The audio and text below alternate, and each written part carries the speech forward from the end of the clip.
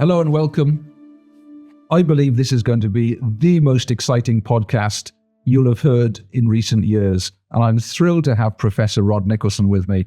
Professor Nicolson is an expert and specializes in the science behind learning. And what we're about to discuss and share with you is about what we now know is possible about creating the kind of change in your brain that you never thought possible. So, Professor Nicolson, thank you for joining me. Well, thank you very much, Winfred. It's a real pleasure, actually.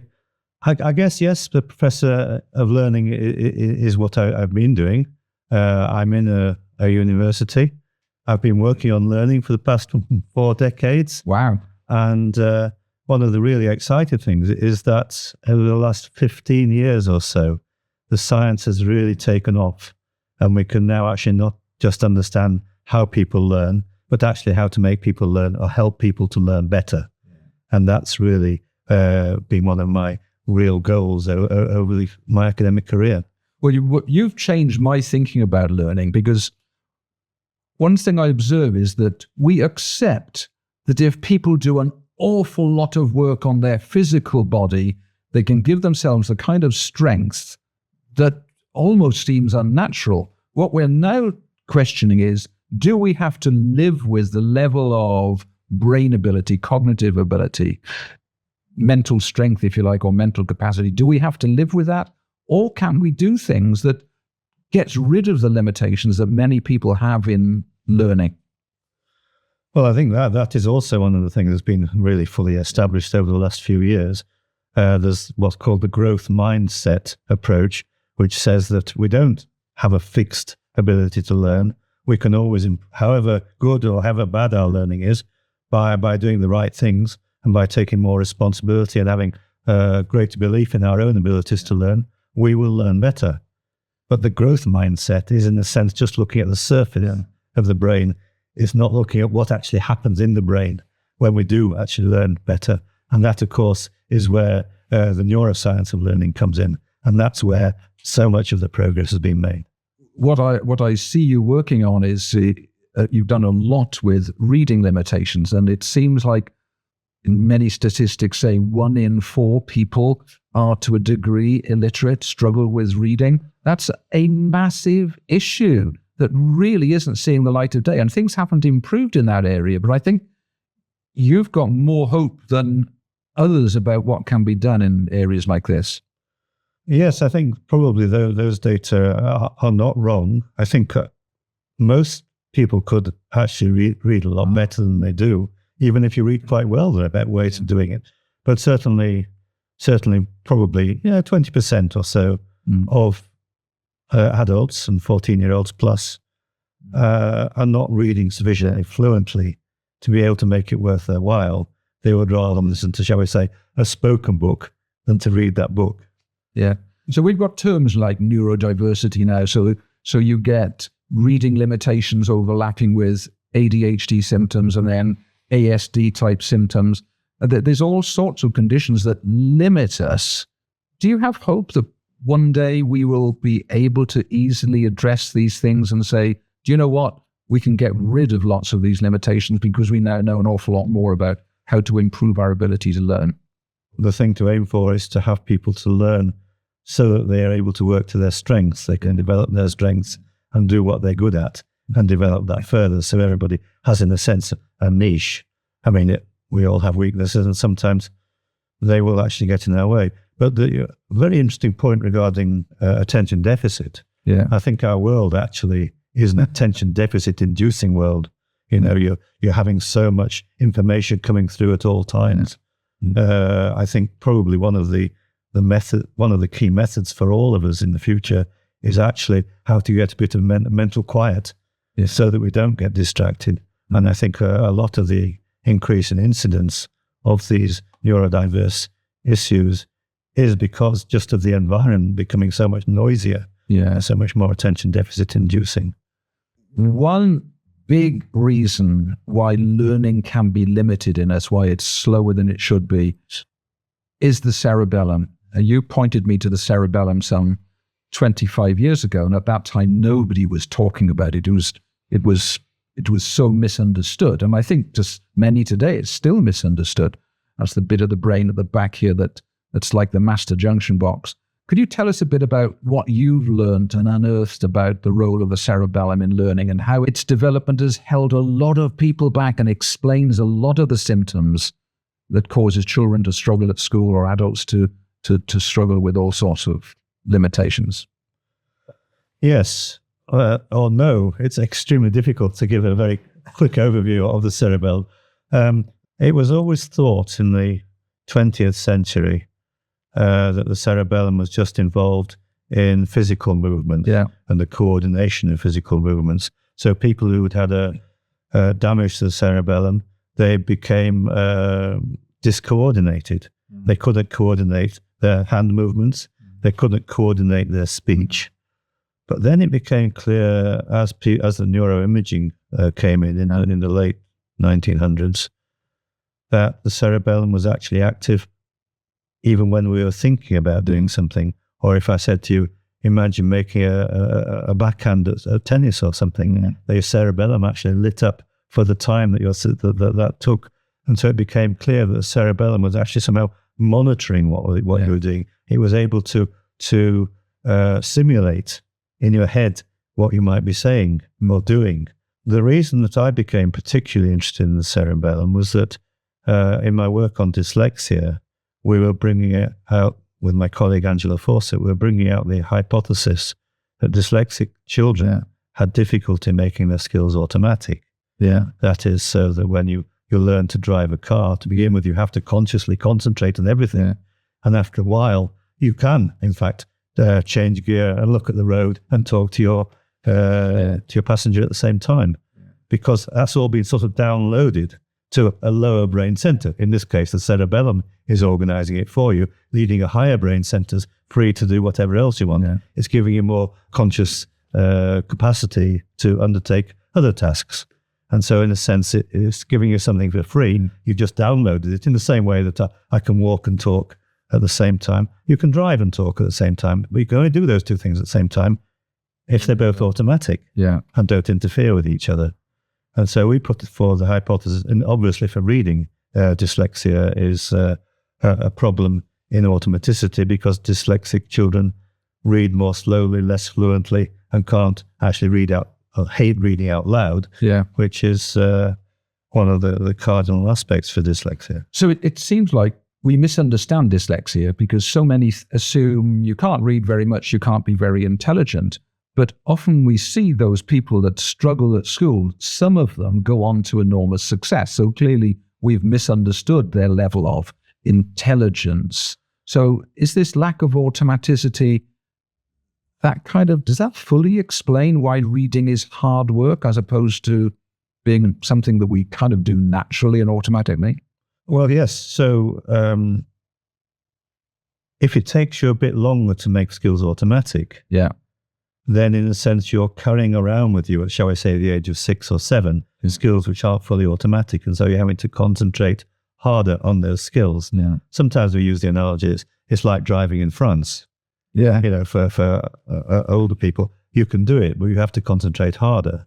So after a couple of hours of really concentrating harder, you're shattered. And then the teacher complains at you because you seem to be not trying. Or for those Americans listening, it's like driving in England. It's like driving in England. It's like driving on the other side of the road to what the wrong side of the road. Yes, absolutely. You have to think an awful lot harder. All of those roundabouts. There's all sorts of stuff for Americans, indeed. So it's just you're having to concentrate harder the whole time. And indeed, for seniors, as I say in the States, for older adults, then often you're having to concentrate harder because some of your automatic skills are no longer working as well as they should. You might not be hearing as well as you should. You might be having to think about being careful about where to walk. You might be very concerned about tripping up. So the cerebellum seems like it's a room full of computer coders turning all of those things we're trying to do into skills that we do automatically without having to think. Cerebellum, absolutely. The cerebellum has two major functions. One major function is monitoring what you're doing. Right. And it does this for you smoothly, automatically, you don't know. So, for instance, if you're walking on uneven ground, the cerebellum is actually working out why you've got to put your foot 2 steps ahead. So so it's doing that. So, and if anything's going wrong, it sort of automatically adjusts. And you're not aware of any of this stuff. So that's the monitor. It's like it's the conductor, the orchestrator of all of your movements, keeping them coordinated. Yeah. But the other thing that you mentioned is actually the coding aspect. It's actually creating in the first place those skills that have become automatic. It's turning them from having to think about it to something which is just downloaded to the automatic centers. It's not just the conductor, it's the creator in the first place. Yeah. And that's the role of the cerebellum that people haven't really grasped. Yeah. It actually creates almost all of our skills. Wow. So if the cerebellum is doing its job, all those things we do regularly become easy. If the cerebellum isn't doing its job, some or many of the things that we want to do naturally and effortlessly become hard work. So at the extreme, does that explain things like autistic symptoms? Well, it is the case that in autism, the cerebellum is known to be one of the key structures that are affected. And you might well expect with autism, but also we were saying in the case of dyslexia, a slightly different way that those would be affected. And the cerebellum is, although it's relatively small structure, it does have more than half of the cells in the brain in it. Wow. And whatever the brain does, the cerebellum, whatever brain circuits there are, the cerebellum has an equivalent circuit acting in parallel that actually allows it to monitor it ahead of time. Yeah. So if you were trying to catch a ball, the cerebellum would say, your hands need to be there at this time, and there at this time, and there at that time. Yeah. And so it can actually work out whether you're on the right track, and then it can make some changes to do it. So the cerebellum is conducting and creating. So is it like debugging the whole automatic process for? Well, absolutely. The cerebellum is not just debugging. It's like, if for a computer programmer, it's like compiling it in the first place. So, turn it into a compiled program that happens at huge speed up somewhere up in the cortex. Exactly. It's turning it into machine code. So to get my arm to move, I need to tell this muscle to move here at this time, and that muscle to move here at that time. And that's the machine code, and this is the machine. Yeah. And the cerebellum is turning those ideas into machine code for you. Well, the sound of it, if we could change that, if we can make the cerebellum operate better so that we learn quicker, wouldn't life be transformed for us? Well, yeah, well, I mean, the cerebellum is designed to work hand in glove with the rest of the brain. Yeah. And so in some ways, it's how do you actually get the cerebellum, cerebral cortex links working better. Yeah. And so that is how do you get your brain networks working more efficiently and more together. Could I change my cerebellum to make me a better, faster, quicker, deeper learner? Of course you could. How? Where do I start? When do I start? The cerebellum isn't fixed. The brain isn't fixed. Nothing is fixed in the brain. But we assume it is. Well, you shouldn't. Okay. So that's a big, huge, huge message to people. We accept that the brain can go downhill when we become depressed or hugely anxious or when we get older. So we assume there's a downward spiral potential in the brain. But what I'm picking up from you is, and what we've been seeing, is that there's an upward potential as well to make the brain better. Well, I mean, if you look at a child, from the age of 0 to 10, they make enormous progress and their brain is getting better in every respect. Yeah. And then if you look at a teenager, their brain is getting different as they go through puberty, getting better as it happens, but it takes a bit of time to actually get through that difficult stage where it's having to reconfigure itself. Yeah. And then if you look at an adult in their early career, their brain is improving. Yeah. And the danger for almost all of us is that when you get to 30, you start on that long downhill slide. But there's absolutely no reason why at 10, 15, 20, 30, 40, 50, 60, that's it. Your brain has reached its potential. It really hasn't. Wow. I'm really convinced that I'm going to learn a lot more skills in the rest of my life. Wonderful. I think that the big mistake that people make is to think of the brain as a computer. Right. Sort of silicon-based sort of stuff. Yeah. But we're not silicon-based. We are a living organism. We actually are able to change our brain. You can actually get yourself a more efficient operating system. We can actually build it. Cerebellum will help you build it. We can get our whole brain to work better together. We can make our brain more plastic, as it's called. That is, it's able to change more so that it can learn faster. And we know how you do all of these things now. We live in a world right now that's very obsessed with artificial intelligence. And I get that. I'm excited about it too. But you've got me excited about the potential to increase our NI, our natural intelligence. Is that what you're saying now? Yes, well, I mean, in a sense, the hallmark of intelligence is to adapt to your current situation, isn't it? I have lots of friends who are academics who are terribly, terribly clever, but don't adapt to their situation. That's the key, is to be actually able to change the way you behave. Yeah. As the world changes or your situation changes. Now, one of the clues to changing, something else you've taught me, there's thousands of things you've taught me. I'll never be able to thank you enough. One of the things you've taught me is about the role of neuroplasticity in facilitating change. Could you explain a bit of that to us and why it is that is critical and in fact possible? Yeah, well, this gets back to the brain, more like a flower, if you see, or a plant. Yeah. It actually grows over time. Yeah. And it can thrive or it can not thrive. Yeah. And if you think about your garden, then you have these bushes and they start off all lovely, nice green shoots and stuff. Yeah. Then as they get older, they get a bit browner and they stop being so adaptable. And the way the human brain changes is a process which we call neuroplasticity, which just, to be honest, means changing at the level of the individual cell. If there's the Hebb rule, cells that fire together wire together. And so if these two cells happen to be active at the same time, the chances that the connections between them will increase. And over time, those connections get stronger and stronger. This cell connects to that cell, connects to that cell, connects to that cell. And you get cell networks being set up, and they over time get stronger and stronger and stronger. Neuroplasticity can be at the level of the individual parts of the cell, or it can be at the cell level, the connection level, or it can be at the level of the network. Wow. And all of these things, how we can actually make that neuroplasticity more effective is, to my mind, the core challenge for neuroscience learning.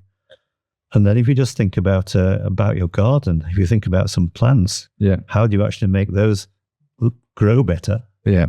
You give them water, you give them sunlight, you improve the quality of the soil. Yeah. Well, my gardener a few weeks ago asked me to get some Miracle Grow or one of those things, and sure enough, things are growing. But you seem to understand so much about the brain. What you're describing is, yes, it's possible to make it grow. It's not a miracle, because now we understand the science of how we can create neuroplasticity, how we can make all of these skills easier, more natural, more effortless. If only, to be honest, but we are making progress. So the brain needs to have the right nutrients. Yeah. Which is like having your soil, the right soil. Yeah. So the neuroplasticity processes have various chemicals that they need to support them. You need to make sure that the brain has all those chemicals. All of this is longer term. It might take place over 2 or 3 weeks. You need to get the nutrients in place. But what people hadn't really realized is that you need to get the brain to think, I need to change. Yeah. Because we get into our comfort zones. Yeah. Our brains are designed to actually get into a comfort zone and keep in the comfort zone. Mm-hmm. And it will do that until we die, if we let it. Mm-hmm. But the comfort zone starts off with a large sort of margin of error. And as you get older, it gets to a smaller and smaller and smaller margin of error. And after a while, your comfort zone has become a discomfort zone. You're having to think very carefully about everything that you do, and you start shuffling around looking at your feet because you're concerned about falling over. Mm. I remember coming to you when my daughter Susie struggled with reading, struggled badly. She'd had brilliant teachers, and yet for her, reading was hard work, and she left school not being able to read. And a few years after I've been talking to you and working on this, and you gave me enough clues about how to force the development of the cerebellum. And And that led to Susie learning to read at the age of 28. And she reads really well. She writes really well. She didn't need any more teaching. Do you see that as hope that if the education system rethinks their policies, that we can identify reading issues earlier, deal with them earlier, and transform the way children go through school and then, of course, become adults and go through life? Do you have that hope? Yes, well, in a sense, it relates back to this comfort zone stuff. In fact, Susie was in a discomfort zone with regard to reading. Totally. And therefore, that's the other side of the coin. If you're if something is a discomfort zone, well, she attempted to take her life. That is how discomfort. That's pretty uncomfortable. That's terrible. That's terrible discomfort. You try to avoid it. Yeah. Because the experiencing it puts you into something like what I call a mental abscess. Yeah. Which is just so stressful. Yeah. It just sort of your brain freezes, and you can't actually think at all in that situation. For me, it would be karaoke. And you just can't perform. Yeah. It just sort of, all the blood goes from your thinking circuitry to your fight, flight, or freeze circuitry. Yeah. With any luck, you'll be able to flight and get out of that situation. Yeah. But if you're in a school situation, you can't do that. You have to go, some people might go for a fight, sort of really. Well, I had a friend that when she knew it's going to be her turn to read, she would make such a fuss in the classroom, she'd be sent off to the headmaster's office. So that's the way she exercised her flight with anything rather than read out loud in class and face the shame of not being able to read like the other children. Yes, exactly. So that's the fight, which ended up with her flight. Yeah. Or freeze. You just sit there and hope that the animal will go away, if you see what I mean. Yeah. And none of these are any good to you. And always being in a freeze situation is very bad for you indeed. Yeah. Well, I met somebody else the other day, and he said when the teacher was going around the class getting them to read, he would work out which sentence he would have to read, and he would start studying like crazy and hope that he got his calculation right. Yeah. These issues are very severe for people that struggle with reading. As it happened, I was fine at the reading. What I was bad at was the singing. So when I was in music lessons, it was this, oh my goodness, 4 down, I'm going to have to sing this. And my brain just went completely to mush. And I packed it in as quickly as I could. So the clue you gave me when I asked you all those years ago, how do I change Susie's cerebellum, was that it's some form of exercise, and you've got to do the work to find out which exercise. But you told me then, and it was absolutely, you were so far ahead of anybody else on the planet. You told me that it probably needed vestibular stimulation, that's stimulating the balance organ and challenging the cerebellum.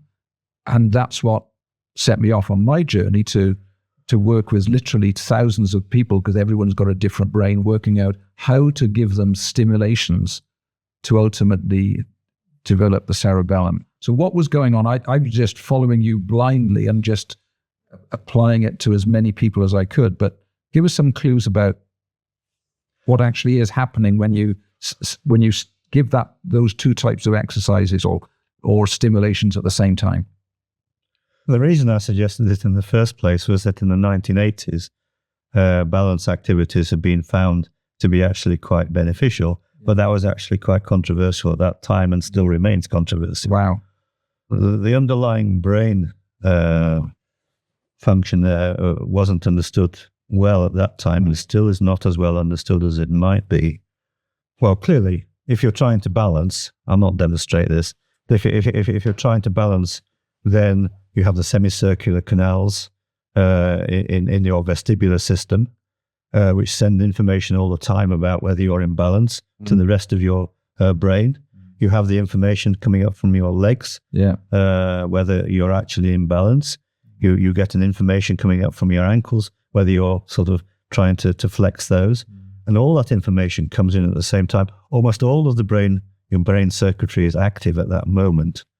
And if you're running out of balance, then you're getting these error message, error message, error message, error message, error message all the time, right over your entire brain and body.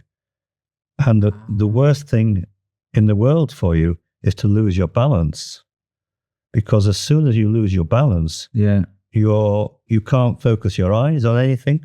You're almost completely helpless. And you might, of course, damage something, but you're helpless. None of your systems is working if you don't balance. And therefore, the balance system is A, the most pervasive right over the brain and the body, and B, one of the most important. And so so if you're getting error messages from your balance system, anyone who's ever had any vestibular system problems will know this. It's absolutely catastrophic for you. It is. And therefore, that gives the brain the most important information it can. And what I was going to say, but to get into in order to get out of the comfort zone, you need to actually give a sort of a discomfort message. This is not working. We are in trouble here. And that's the most powerful discomfort message you can give. And then that triggers a whole range of plasticity devices, which actually cause the brain to attempt to work out what's going on and to fix it. So it's actually making the brain uncomfortable because it hasn't got the sophistication and the skills. It causes plasticity to recreate it. System overload is not working. This is what it's telling you. And the brain is designed to actually respond to that. By trying to learn new stuff to get out of that. Is that why I was travel sick when I was a child?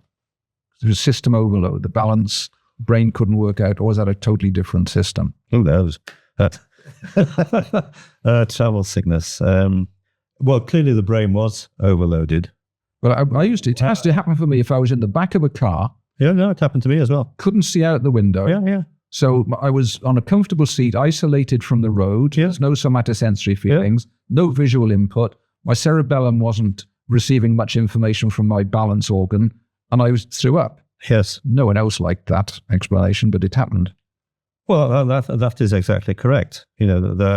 What your balance system was getting, it was getting all sorts of stray input that wasn't consistent with what you were seeing.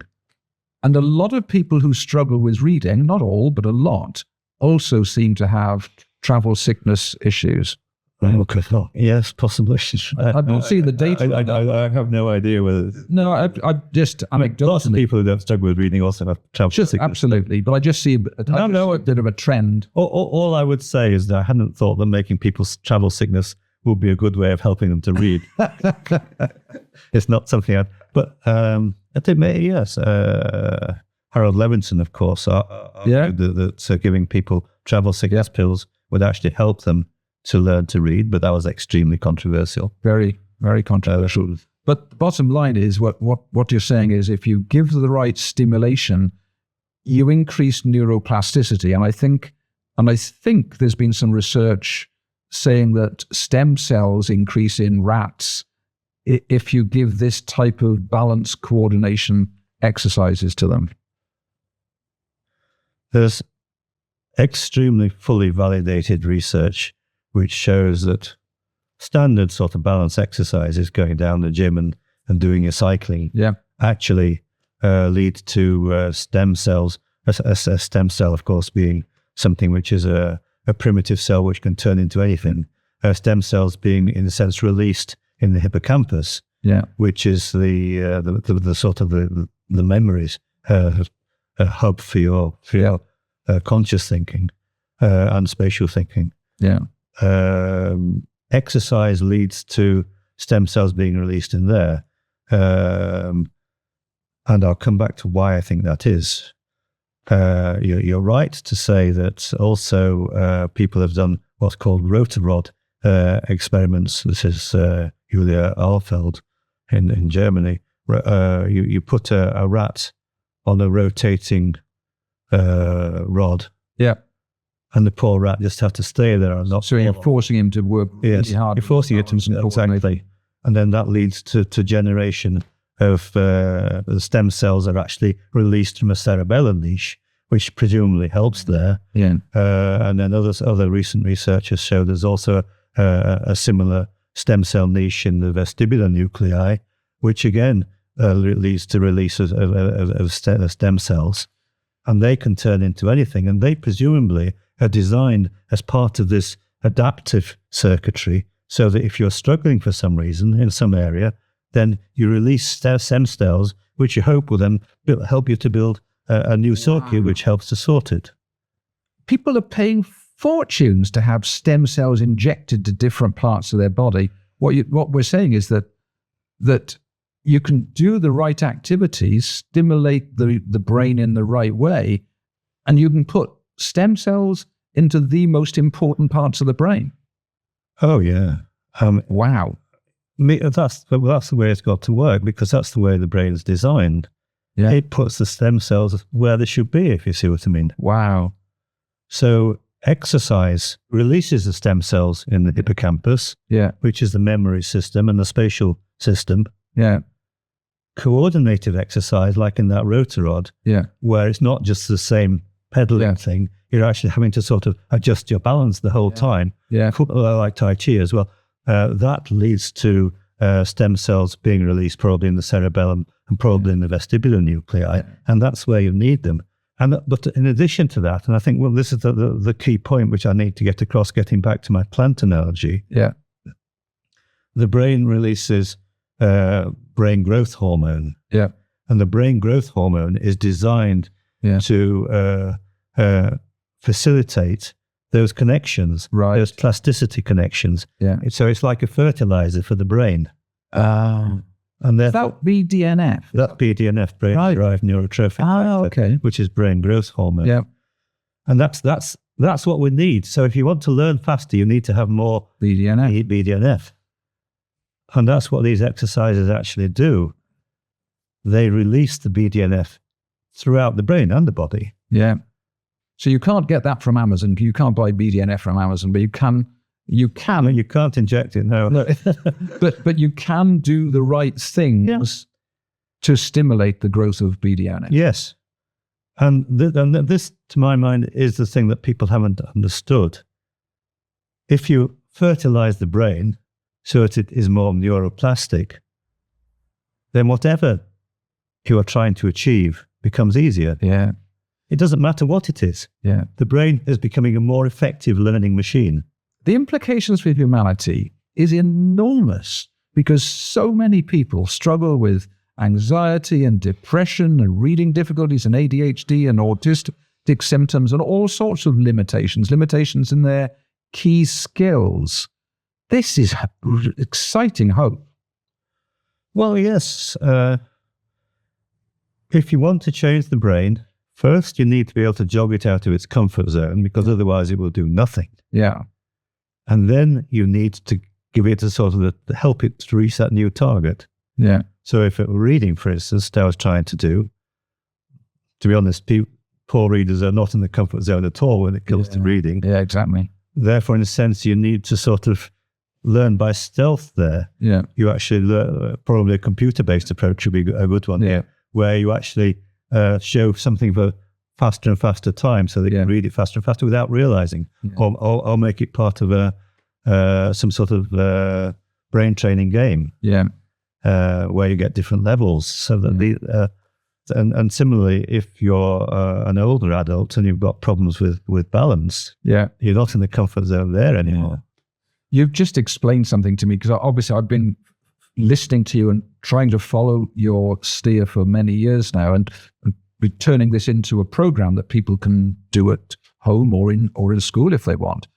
And you've just explained to me for the first time, I just had an aha moment as to why it is our program has to keep on increasing the level of challenge and the level of stimulation to the balance organs to keep this thing moving. Because if it didn't, folk would only make a small amount of progress. By keeping the challenge up, you keep the neuroplasticity up, you keep the new connections happening, and so on.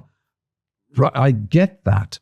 But you finally stretched me. You worried me seriously once when I got this program and we were using it for children and using it for adults and really getting some really interesting results, life-changing results. But then one day you came to me and said, I want to use this with seniors, with people beyond retiring age. that to me was a step too far. And I worried seriously until you'd got right through the study. Tell me why what we're talking about does happen for seniors as well. I think that's such an interesting area, isn't it? Because we are all becoming more senior. We're becoming more senior every day, whether we like it or not. Even the young people here are on that route. And that's, I think, where the growth mindset actually, people expect that children will get more and smarter, get them to develop more skills. But people rather expect when you get past the age of 40 or 50, then that's actually where that decline is inevitable. And that really is not the case. At any age, you can actually make enormous progress. As it happens, I live in the Sheffield area, which is a very hilly area. And when I walk out to the pub to have a meal, then I go across some very hilly country. And that's good cardiovascular exercise. Therefore, my hippocampus is being stimulated. But there's also it's good cerebellar exercise because I have to jump from rock to rock. Right. And so I have a cerebellar challenge, and I have a cardiovascular challenge, and that's perfect. And therefore, I try to remember things as I do this, and that's even better. So I'm lucky that I have this built into my environment. But however old you are, you can find an environment that gives you that challenge. And it keeps the cerebellum working. Because the cerebellum is one of the things which is most affected by the aging process. Is it? It is.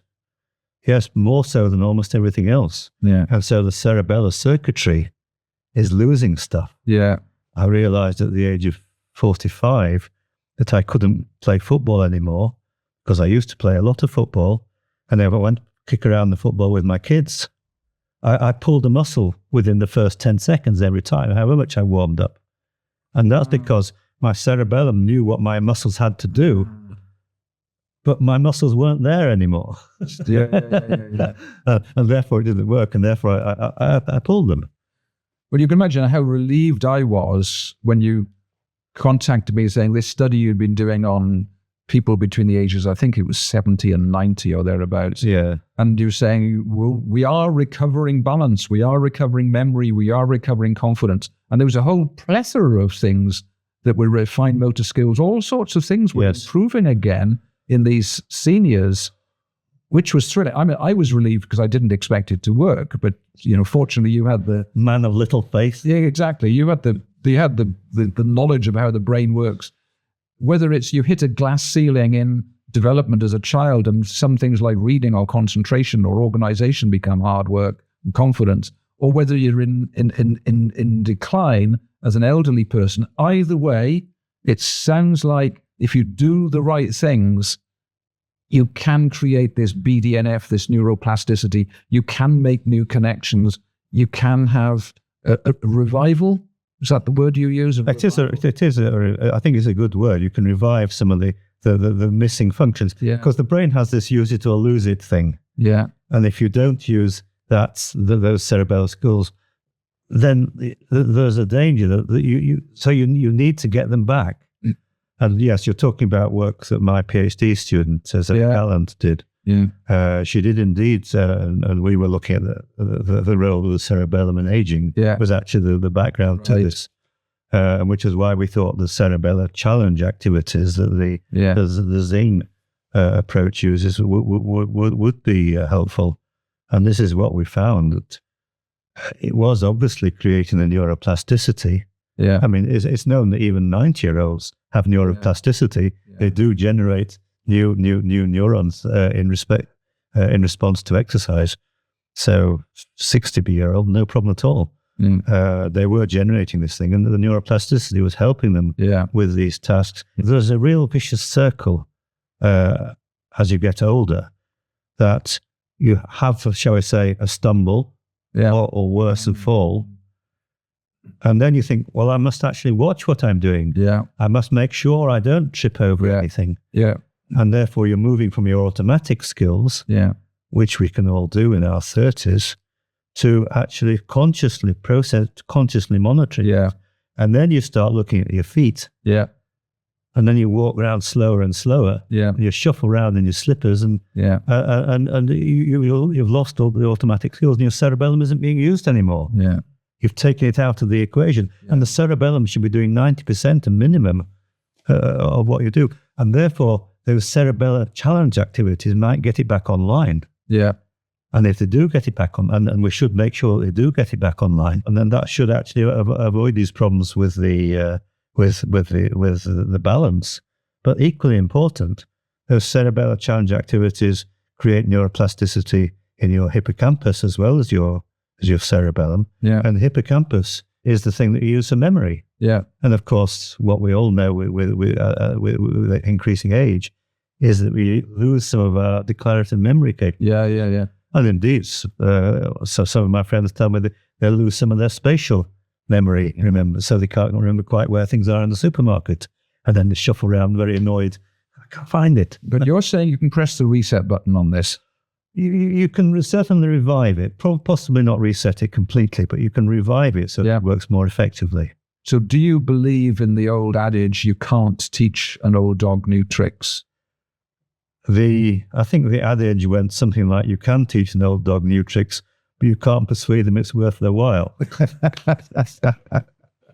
this is real hope for humanity, that within our own brain, we can create the neuroplasticity. We can drive some reviving of the skills that we were losing. So whether it's children wanting greater skills so that they can read better and concentrate better and be more organized and be more confident, whether it's the elderly who want to revive some of their faculties that they're losing, or whether you're in middle age and you want to actually just live your best life and to be the best you can be. This is really exciting what you've instigated.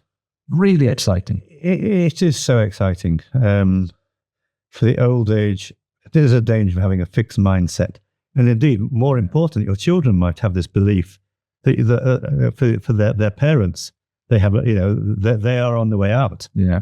I mean, for the children, it's really important to make sure that the parents actually challenge their cerebellum and that they do make progress. And of course, all of these things, if you can get some feedback that you're making progress, that's what makes a difference.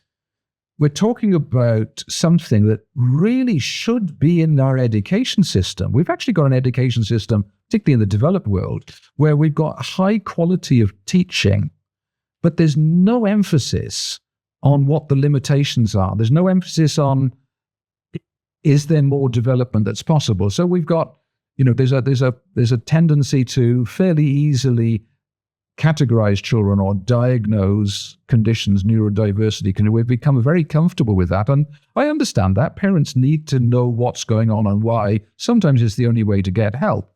But is the diagnosis process happening too easily when there's not enough attention on what could we do to deal with the fundamental limitations? Could we drive the ongoing development? Could we drive more neuroplasticity so children can break through those glass ceilings so they perhaps don't need those diagnoses? Is that something that we should be thinking about? In the first place, I would say that our education system has become much more static. Yeah. In the Victorian ages, it was the healthy mind in the healthy body. Ah, was it? That was the belief. I wasn't there. Well, you're not. No. Yeah, no, that was it. Right. Mens sana. Yeah, we've lost that. These days, people just sit in front in the class listening to the teacher, or on a good day, in front of the computer. They're just using their hands and they're not using their balance system at all. They're not going out to have a break for 10, 15 minutes. Yeah. All the school playgrounds are being sold off. Wow, that's scary. So you're of the view that if we could incorporate into the whole learning process something that can accelerate learning, enhance learning, make it faster, that would actually help these children thrive better in school. It's absolutely crucial, because something we just touched on very briefly earlier on was the effect of stress on performance. And if you're stressed in the school situation, then you cannot get rid of it in the school situation. Yeah. Because we're designed from the crocodiles up to have that fight, flight, or freeze response. And that fight, flight, or freeze response is designed to go away once the predator is out of the way. Yeah. But in the school, you're just stuck there. Yeah. But, and this is the reason why so many people are addicted to exercise, Yeah. you cannot be stressed while you're running. Yeah. Because that process of running actually gets rid of all the stress hormones in your blood. And therefore that gets rid of the stress response. But if in the school situation you don't have any of those exercise activities, then the stuff just builds up. Wow. You've covered so much ground that's have potentially a monumental impact to humanity. Could you just give us a couple of minutes distilled resume of what we've just talked about? With difficulty, I think. The key points that I think aren't fully appreciated are first, that the brain is a living thing. Yeah. I use the analogy of the garden and the plants. Yeah. And the brain will work better if it's in a good environment, by which we mean, in the case of the plants, of course, the soil and the stimulation and the water. For the brain, again, it's having the nutrients in the brain. It's having the stimulation of being in charge, I think. Yeah. And it's having the stimulation of the neuroplasticity. Yeah. So that was, in a sense, the first point. I think the sort of the botanical analogy for the brain rather than the computer analogy. Yeah. And I think that's one of the things that is most important and needs to be emphasized time and again. The second one, which I've just touched on, is the neuroplasticity. If you can actually get the brain so it is in a more fertile state, so that it responds more to whatever input you have, that is, you have more neuroplasticity, then whatever it is trying to achieve will be achieved more quickly. Yeah. The third point, I think, the danger for the brain, especially as one gets past the age of about 20, is it gets into a comfort zone. And in order to increase the neuroplasticity, well, you can increase the neuroplasticity, but you need to jog it out of the comfort zone. Yeah. And the way, I think I didn't mention this as well as I'd liked, but the way you jog it out of a comfort zone is by giving it a challenge that it can succeed at, but not immediately. Yeah. And for that, some sort of balance-based challenge is the most powerful you can get, but doing a crossword is another sort of challenge. But the more of the brain and the body you can bring into the challenge, the more effective it will be for telling the brain it needs to actually improve its behavior. Yeah. So I often call this a cerebellar challenge. And the cerebellar challenge will lead to generation of new cells throughout the brain in all of their centers. Yeah. But the key point, just to return to it again, if you increase the brain's neuroplasticity, it will do better whatever situation you're in. Yeah.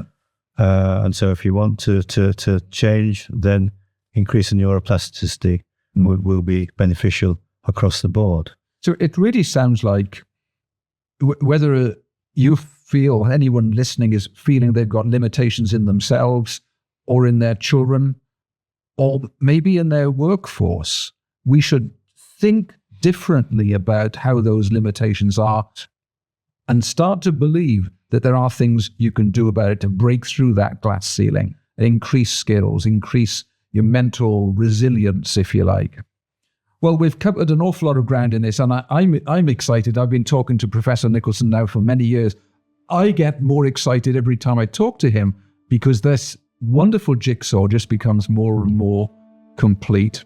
So there's a second half to this, and I'd urge you to come back for the second half, because in the second half, we're going to be talking about another reason why we have mental limitations, why our cognitive processing is impaired, all to do with trauma, all to do with what causes overwhelm, anxiety, PTSD, all of the mechanisms behind that in the brain. It's another really important area that causes limitations, and what we now know can be done to escape from those in a lasting and highly effective way. So please come back for the next part.